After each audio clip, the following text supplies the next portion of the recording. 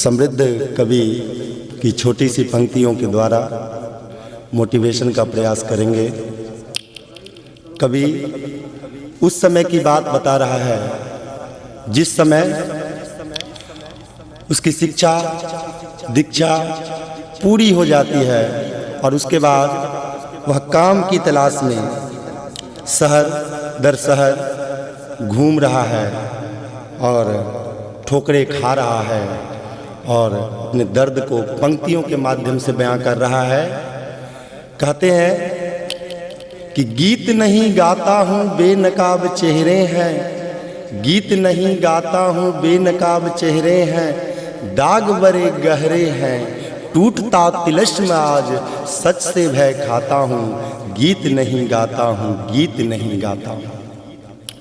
समय बदला, परिस्थिति बदली और एक समय ऐसा आया कि कवि कहता है गीत नया गाता हूँ, गीत नया गाता हूँ, टूटे हुए तारों से फूटे बासंती सर, पत्थर की छाती में उगाया नव अंकुर, झले सब पीले पात कोयल की कुहुक रात, प्राची के उर्णिमा में रेत देख पाता हूँ, गीत नया गाता हूँ, गीत नया गाता हूँ, गीत नया गाता हूँ। बच्चों,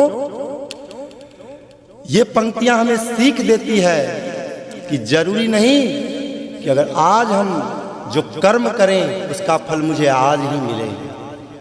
समय का इंतजार अगर किया जाए तो आज के द्वारा किया गया कर्म भविष्य में मुझे फल देता है। हमारे जीवन में कुछ उद्देश्य होने चाहिए, शिक्षा का कुछ एम होना चाहिए और वो एम उद्देश्य अर्थात लक्ष्य और हमारे मन और हमारे कर्म एक सीधी पंक्ति में चलना चाहिए। उसको मैं एक कवि के द्वारा कहे गए पंक्तियों के माध्यम से रखूंगा कि जीवन में हमने जो लक्ष्य बनाया वो लक्ष्य के लिए मुझे किस प्रकार कर्म करना चाहिए। कहते हैं कि बाधाएं आती हैं आए घिरे प्रलय की घोर घटाएं। जब हम रास्ते में चल रहे हो, कर्म कर रहे हो, लक्ष्य तक पहुंचने का प्रयास कर रहे हो तो जिंदगी में बहुत सारी बाधाएं आई। कहते हैं कि बाधाएं आती हैं आए घिरे प्रलय की घोर घटाएं, पांव के नीचे अंगारे सिर पर बरसे यदि ज्वालाएं।